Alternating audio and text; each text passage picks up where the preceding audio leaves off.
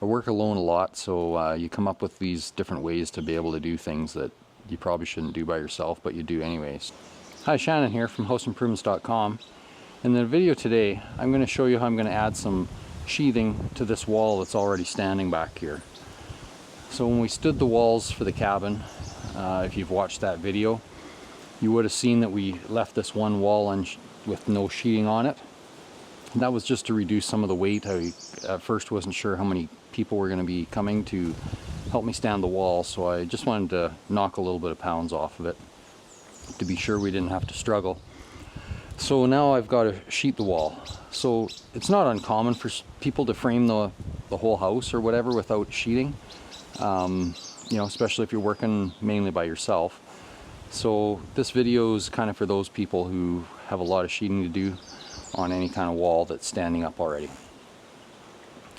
So in my case, what I did, because I'm going to do this by myself, I snapped a chalk line along the wall. I measured up 48 inches from the bottom, because that's the width of my sheets, the height of my sheets. I measured that up on both ends of the wall.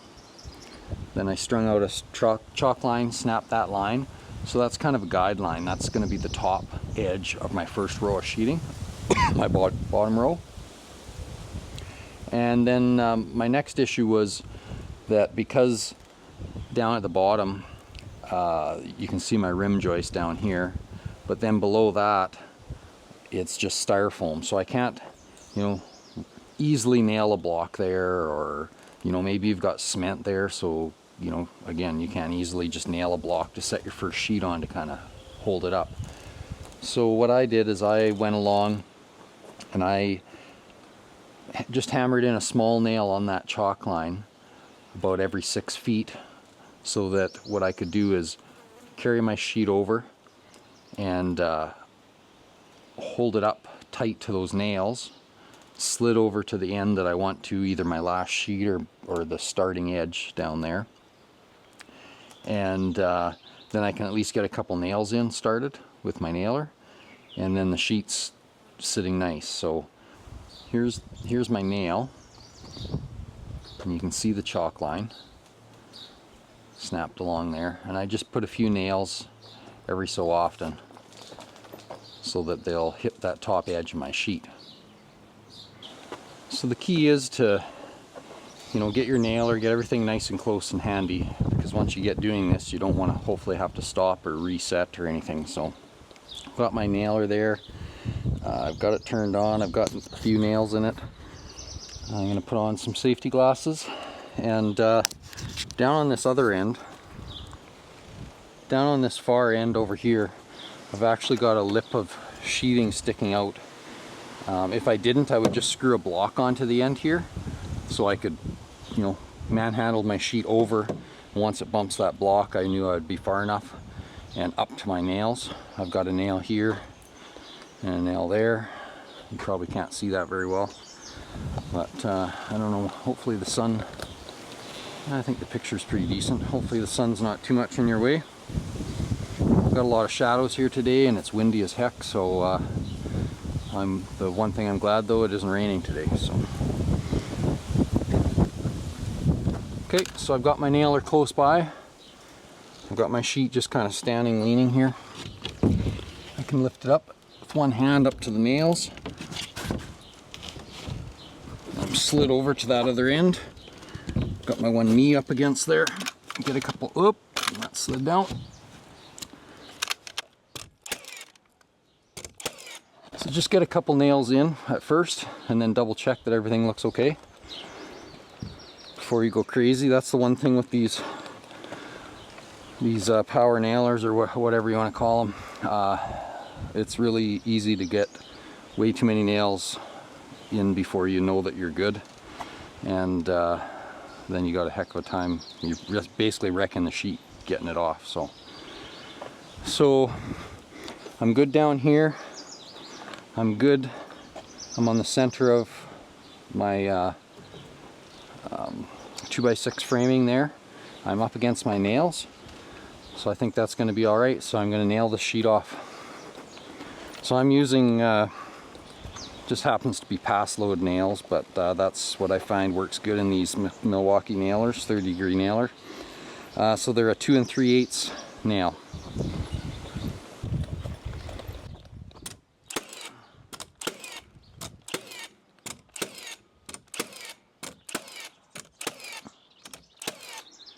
So I went about every 6 or 8 inches on any edges, and then on each stud I'm going to go every 12 inches. So we'll get 1 on each edge, and then 3 more across the body of the panel.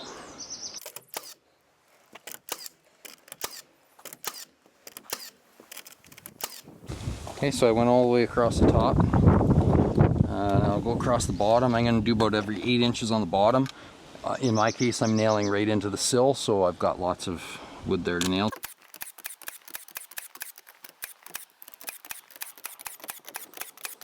So like I said, in the body of the panel, then I want to go every foot, which on a 4-foot panel will be 3 nails.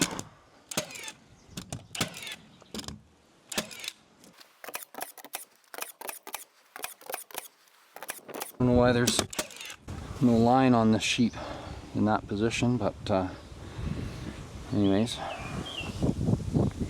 so we're good there. I guess I could put another row here.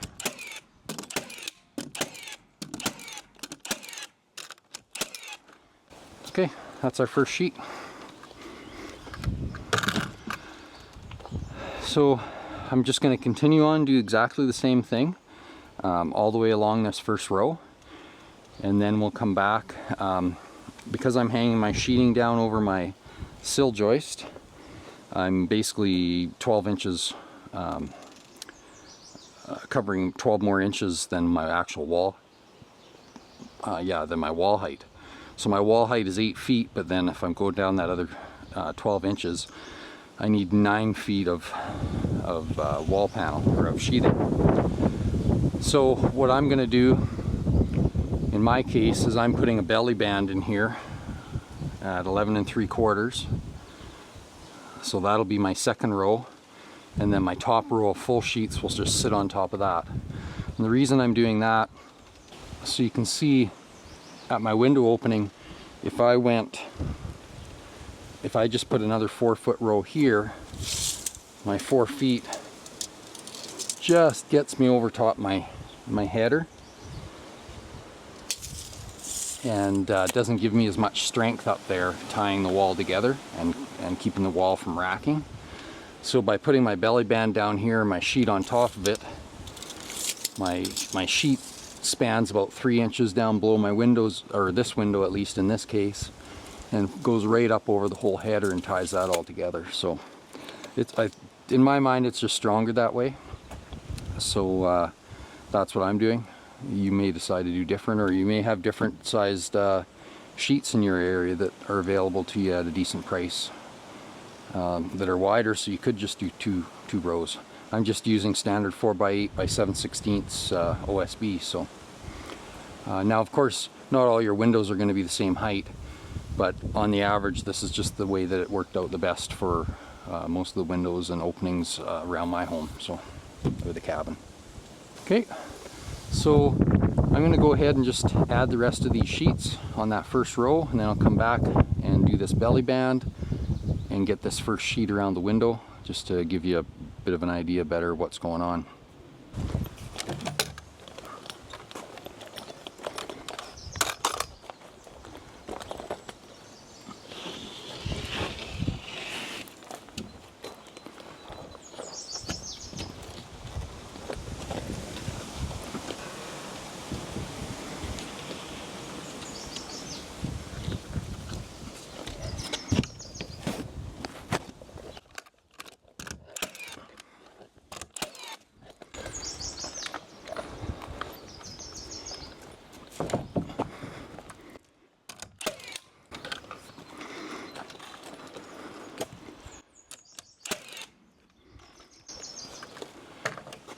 Now, something I didn't mention is when you're putting on your first row, this is a good time to stretch out a tape as you're nailing all these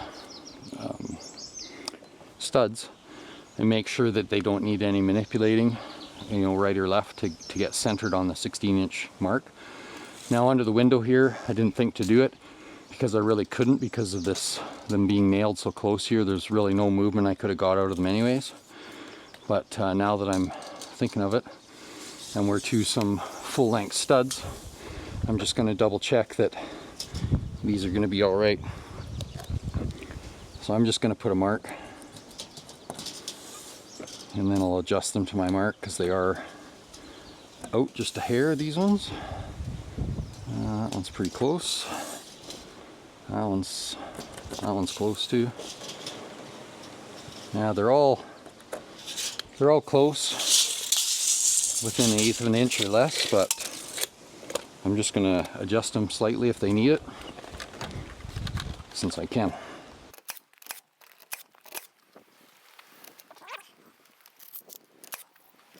Okay, the other thing I didn't mention is another thing that these nails are going to help me do is create a slight space between all my rows of sheets, which is recommended, to have a slight gap, and usually the thickness of a sheeting nail is good enough.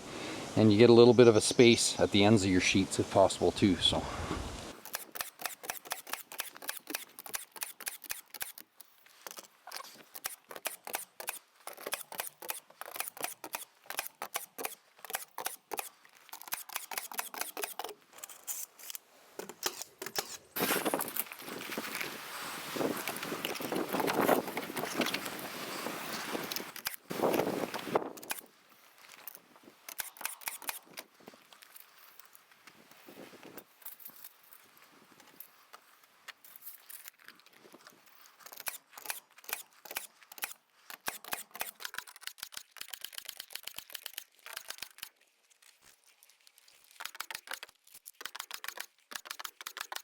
okay, so I've gone far enough down there on that end to get enough done on this end here to finish the video. So now I'm going to put my belly band piece in, and I want to stagger my joints from row to row.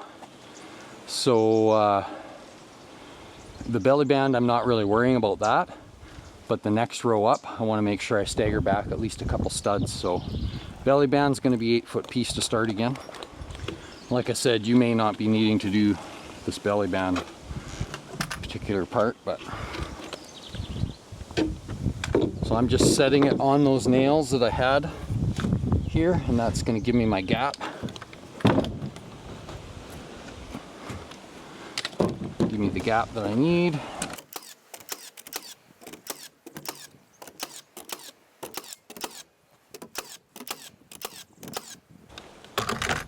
Like that. And I'm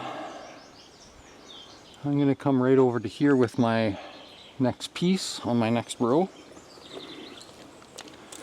And that's to get my stagger in my joints. So 32, and that's what it works out to be. That's what it should have been. Okay, so I've got my piece cut. Like I said, you want to have a little bit of a gap through your sheets. So I'm just going to move these nails up here temporary, get my gap, and I've got my piece cut that I'm going to start with.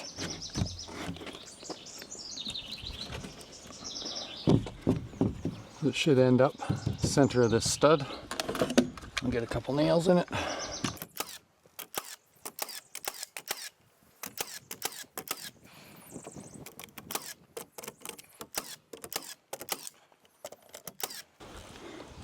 Okay, so I just kind of nailed as high as I can, as high as I can reach. And because we've got the wall laid out on our 16-inch centers, and we landed on the center of one of them here, an 8-foot sheet will span right across this window and end up on halfway onto the end of the next. Having trouble for words today. End up on the halfway onto the next stud down there.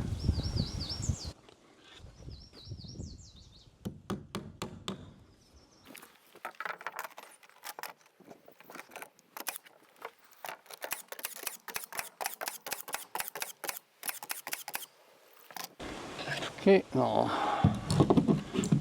move my nails up again. Alright, we'll toss the sheet up there.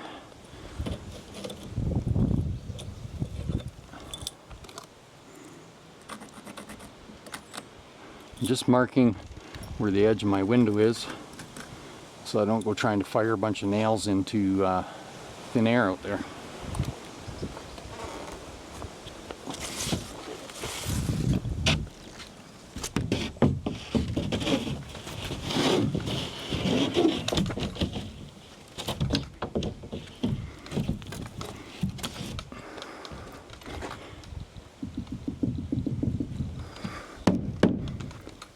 Just making sure I have a bit of a gap on the end. There we go. Got a couple nails in there. Now I know where to nail because I can see my other nails on the studs, and also through that crack I can kind of see where the stud is. And your sheeting should have these lines or some kind of marks set up on 16-inch centers or 24-inch centers, whatever your framing is. So it makes it a little bit easy. And if you don't have that, you can always mark a line, square a line on there or whatever, if you need it to help follow. You want your nails into the lumber. Okay, so I'm going to get a ladder and finish nailing this off, and then I'm going to cut out that window.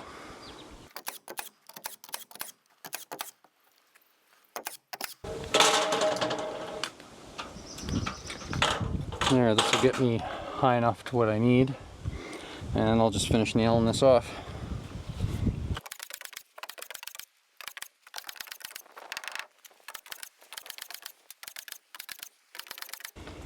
Where was that window opening? Right here. I lost my mark. And it's got to be right here.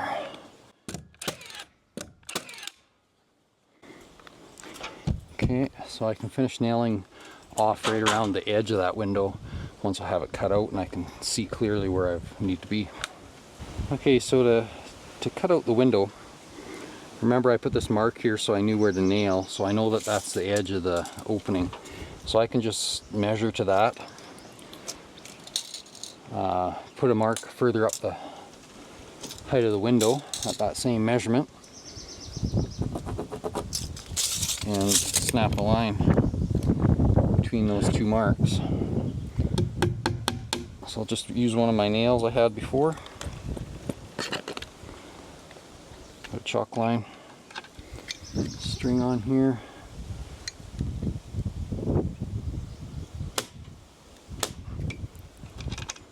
Okay, so there's that one. And do the other vertical one further down.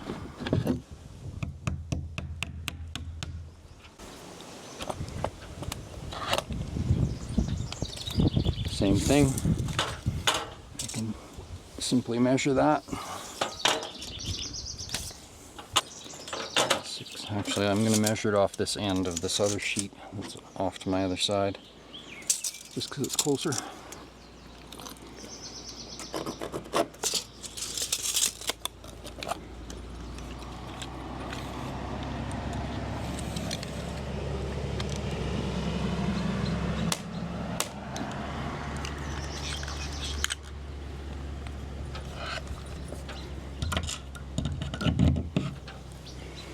Okay, there's my two vertical sides.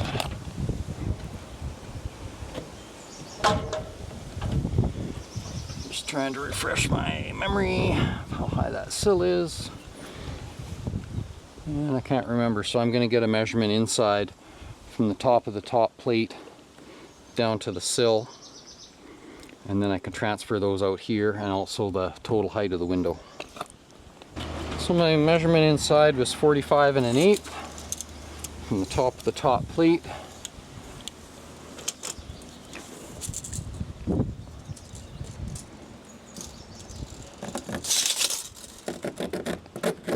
That's it. And 31 was my total height of my opening.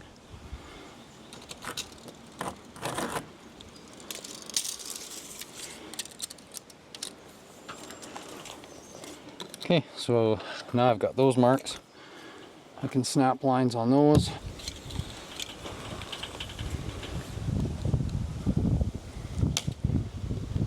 Okay, so now I've got a nice chalked outline, which I'm sure you can't see in the lighting here.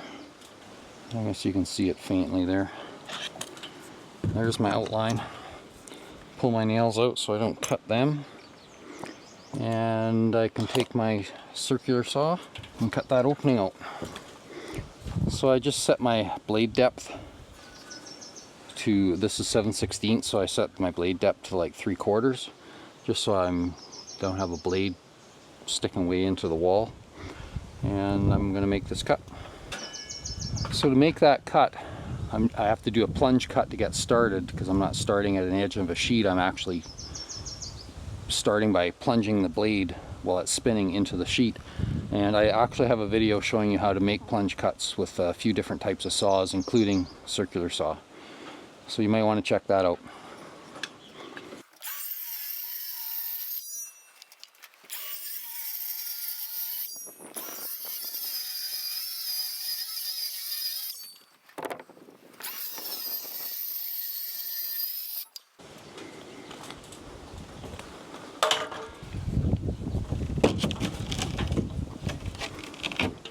That just about backfired. Didn't want to go quite in. Forgot I had that brace there. Okay, so we got that cut out. Our opening's nice and flush. That's good. And we can continue on now, just sheeting the rest of the wall. Okay, so that's it. I just wanted to show you how I would sheet a wall that was already framed and standing. And I just kind of went through the steps I would normally do. I work by myself a lot, so if you have an extra person, that'll definitely make things a whole heck of a lot easier. But if not, hopefully some of the tips I showed you here will enable you to do this at home. Just going to quickly ask you to subscribe to the channel, click the thumbs up, click any of the links that you see over my shoulder there. And if there's not any links there, then check the description below the video. We'll throw some links there. We have a lot of videos all on our channel, so go check them out.